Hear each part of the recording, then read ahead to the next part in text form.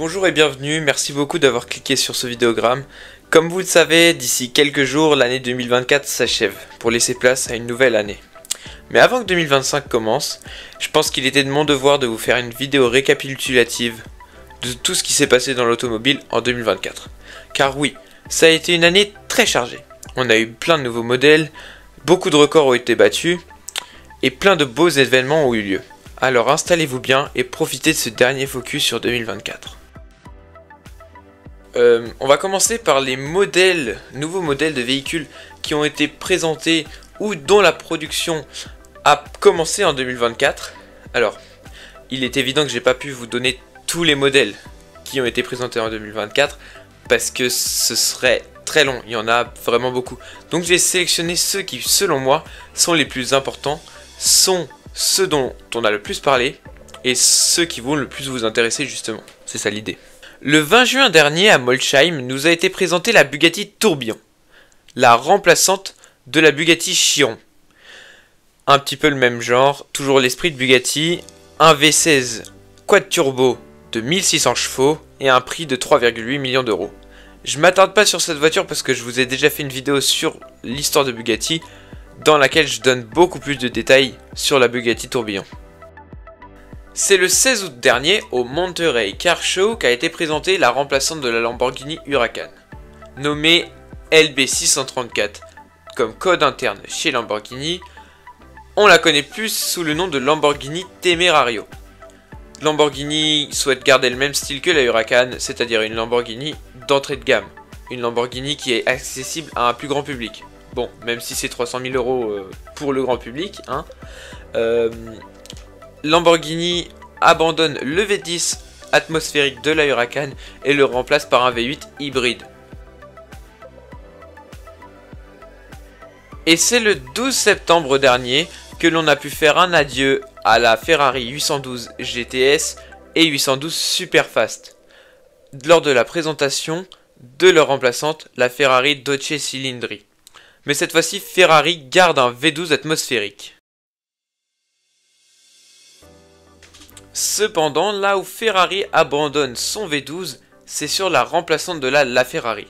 Oui, la F80 n'aura pas de V12 mais aura un V6 hybride. Par contre, couplé à des motorisations électriques qui pousseront à 1200 chevaux. Son prix de vente, 3,6 millions d'euros.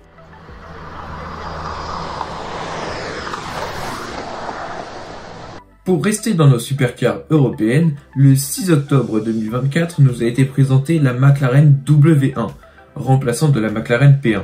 Cette fois-ci, celle-là est équipée d'un V8 biturbo qui délivre 1275 chevaux.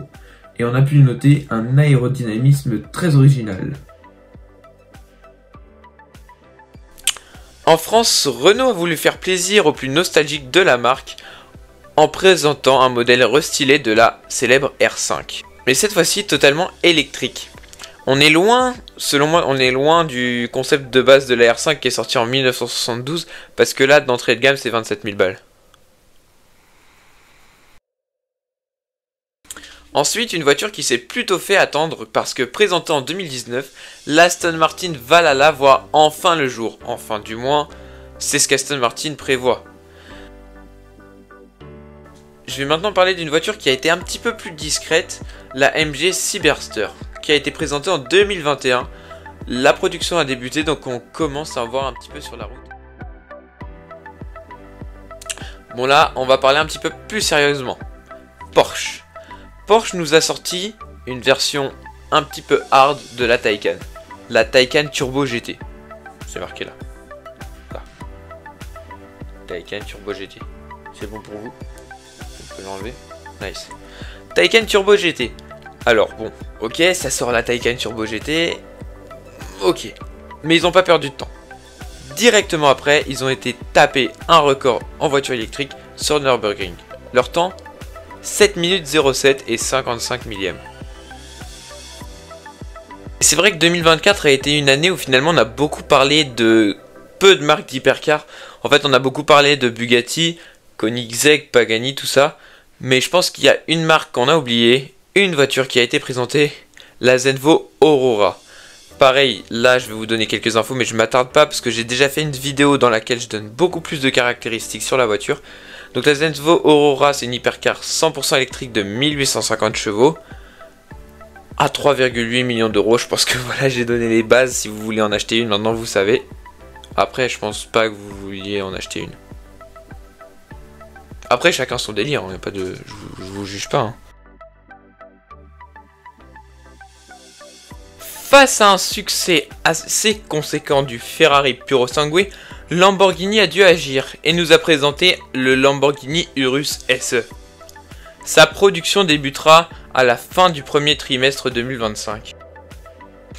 Après la Porsche Taycan Turbo GT, c'est Ford qui s'est attaqué à la Nordschleife avec la Mustang GTD, une version radicale de la Mustang, et d'ailleurs c'est la première voiture américaine à avoir un temps qui passe sous les 7 secondes, avec un temps de 6 minutes, 57 secondes et 685 millièmes.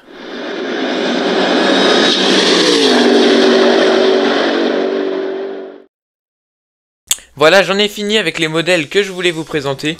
Maintenant, je vais vous parler du sport automobile parce qu'on a eu une année très mouvementée en sport automobile avec des victoires très variées en fonction des catégories. C'est parti.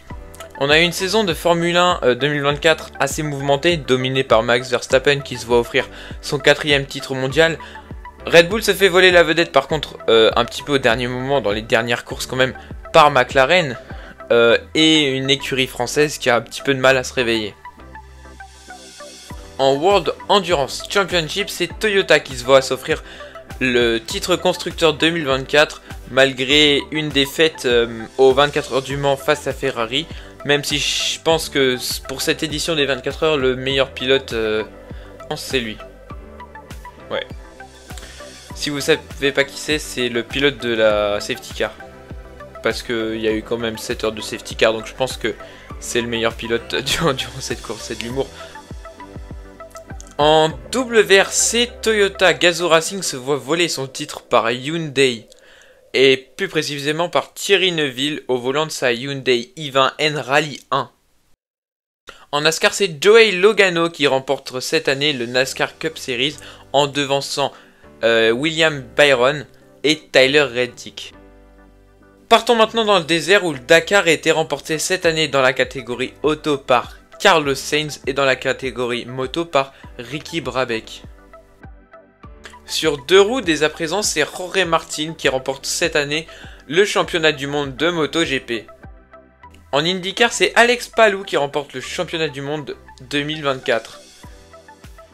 Et du côté Formule E, c'est Pascal Wehrlein qui est vainqueur de cette année 2024 avec l'équipage Porsche, malgré une menaçante écurie Jaguar en 2e et 3e position. Jaguar est donc champion constructeur de l'année 2024. L'année 2024 a aussi été l'année de tous les records, des records en tout genre, notamment celui de Rimac, avec la Rimac Nevera qui a atteint une vitesse record en marche arrière, 275,74 km/h en marche arrière. Je sais pas si c'est utile, mais ils l'ont fait. Ensuite, je sais pas si vous connaissez AMZ Racing. C'est eux qui ont développé la Mitten. Bon, le nom ça dit pas grand chose comme ça, même le record est assez méconnu. Mais vous allez voir, il est époustouflant. La Mitten, c'est un kart électrique qui a battu cette année le record du monde du 0 à 100. Il a été effectué en 0,956 secondes. C'est rapide. C'est l'équivalent de faire ça. Je vais pas m'attarder plus longtemps que ça sur les records qui ont été battus parce que je compte faire bientôt une vidéo justement qui va reprendre ça avec beaucoup plus d'informations, mais je vous donne quand même deux autres records. Par exemple, ce Ford Ranger qui a battu un record en passant dans une porte très étroite sur uniquement 2 roues. Je vous mets la vidéo maintenant. Ou encore cette vidéo de cet automobiliste qui a atteint 417 km/h sur l'autoroute dans le plus grand des calmes. Cette année aussi, on a eu beaucoup de beaux événements, de beaux salons comme le salon de Genève en début d'année dans lequel a été présenté par exemple ce resto mode de Lancia 037 nommé Chimera Evo 37. Ensuite le salon de Paris, dans lequel a été présenté beaucoup de voitures. Peut-être que je vous ferai une vidéo aussi là-dessus. Notamment ma préférée, cette Twingo restylée, peut-être un modèle qu'on verra dans le futur. Et aussi très récemment le Monterey Car Week, qui a accueilli beaucoup d'hypercars et de supercars très prestigieuses, et dont les ventes aux enchères ont atteint 316 millions de dollars. Énormément de belles voitures ont aussi participé au Festival of Speed de Goodwood cette année. Notamment, on a pu voir cette McLaren 650S P1 pour le drift préparée par Mad Mike. Mais la plus impressionnante, c'est celle qui a battu le temps autour cette année. En 39,08 secondes, elle prend le record du monde sur le Goodwood. J'ai nommé la McMurtry Sperling.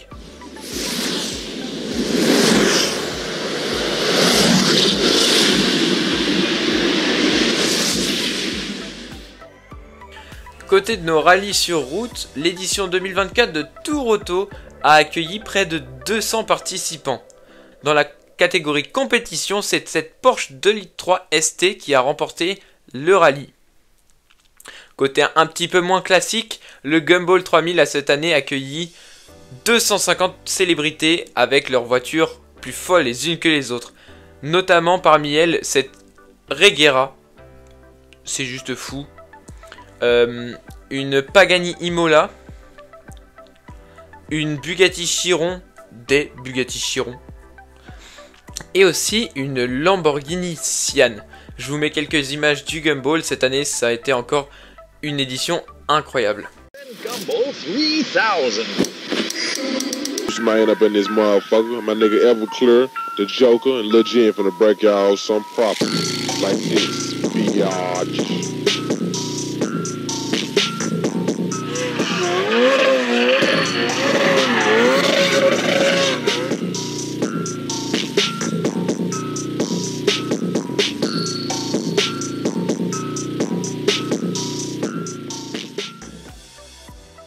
Je vais parler un petit peu du car spotting parce qu'il y a quand même pas mal de voitures assez rares, de belles raretés qui ont été spot cette année, notamment à Monaco, à Dubaï, à Londres. Je vais commencer par Monaco. Cet été, on a pu voir, je vais vous afficher les images en même temps parce que je vais parler, je vais pas m'attarder sur chaque voiture. On a pu voir cette Jesko dorée. On a vu aussi cette édition spéciale de Chiron Super Sport avec une plaque de Dubaï. À Londres ensuite, il y a quelques semaines, on a pu en voir quelques-unes des SF90XX Stradale.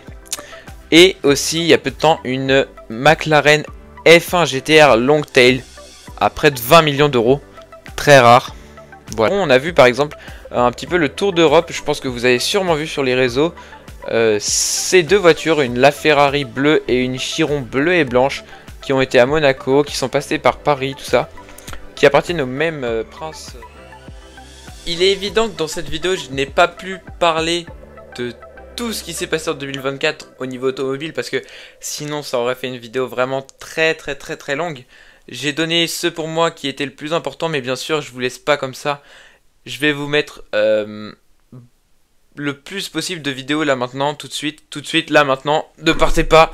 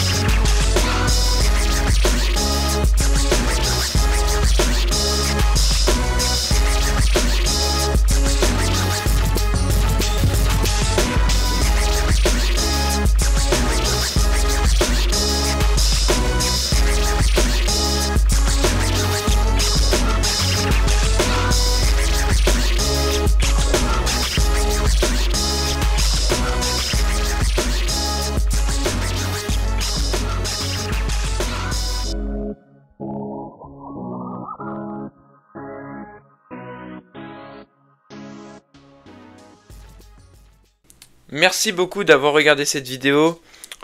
Ça me fait beaucoup plaisir d'avoir fait cette vidéo, même si elle n'a pas été facile pour les raisons suivantes. Ah putain, je sais plus ce qu'il fallait que je dise.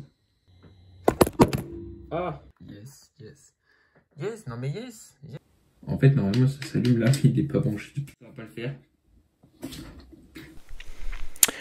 Mais en tout cas, ça m'a fait beaucoup plaisir de faire les vidéos. Je vois que on est de plus en plus sur la chaîne. J'ai de plus en plus de gens qui regardent les vidéos. Alors ça fait extrêmement plaisir. Et je vous dis à l'année prochaine. On se retrouve en 2025 et je compte continuer à fond sur YouTube.